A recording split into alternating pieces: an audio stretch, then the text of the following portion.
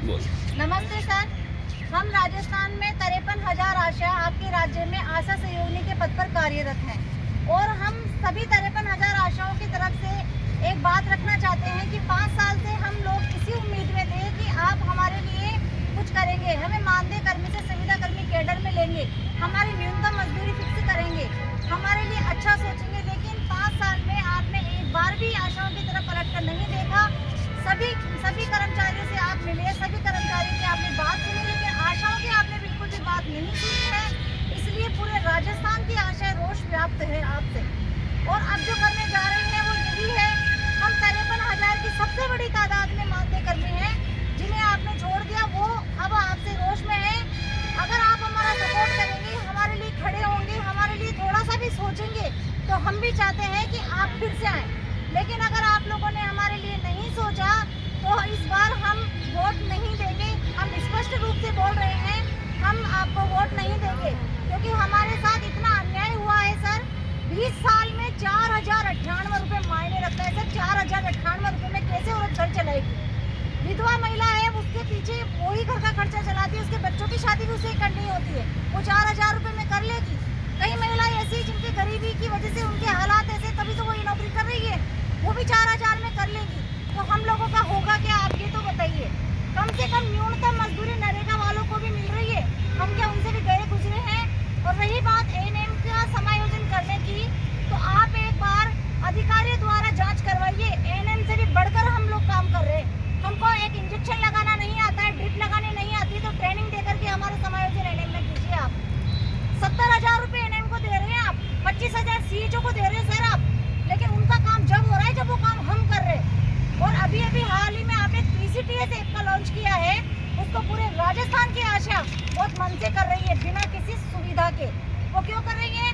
PCTS app काम के लिए पहले ऑपरेटर काम करता था 6,000 रुपये महीने में, और वही काम एक आशा फ्री में कर रही है जिसको 600 रुपये के मोबाइल डाटा चार्ज का लालच दे दिया गया है कि आपको 600 रुपये का डाटा दिया जाएगा, आपको ये काम करना है। सबके पास अच्छे रैम और रोम के मोबाइल नहीं है सर। जो एक लैपटॉप में काम होता था वो एक छोटे से मोबाइल में आशा कैसे करेगी, आप खुद ही बताइए। अगर हमें मोबाइल से काम करवाना है, ऑनलाइन काम करवाना है, तो हमें भी टैबलेट की सुविधा दे, डाटा दे, और साथ में जो पीसीटीएस का अलग से चार्ज ऑपरेटर को दिया जाता था वो हमारे न्यूनतम मजदूरी में फिक्स करें। कुछ तो कीजिए हमारे लिए, वरना हम पूरे राजस्थान से हम कोई भी आशा इस जगह खड़े हैं। आज शहीद स्मारक में हमने अपनी बात रखने के लिए आज ये आंदोलन फिक्स किया था, उसमें सरकार द्वारा ही हमारा आंदोलन रिजेक्ट करवाया गया। हमारी भीड़ को कम करने के लिए हमें प्रेशर दिया गया, परेशान किया गया। रात को 1:30 बजे से 4-5 जिलों से आशाएं आई थी, रेलवे स्टेशन तक पड़ी रही, सिंधी कैंप पर पड़ी रही, लेकिन आप लोगों के अधिकारियों ने आपकी तरफ से कुछ भी संदेशा नहीं आया। आप अच्छे कार्यक्रम में ऐसे नहीं बैठे हुए थे, यहाँ पर महिला भूखी प्यासी शहीद स्मारक में बैठी हुई थी। और रिटायरमेंट के लिए आंगनबाड़ी कार्यकर्ता सहायिका आपको दिखाई दे रही है। हम बूढ़े नहीं होंगे क्या? उनको आप रिटायरमेंट के लिए दे रहे हो, 8,000 रुपये अलग से दे रहे हो, तो फिर हमें क्यों नहीं? हमें भी रिटायरमेंट का पैसा चाहिए।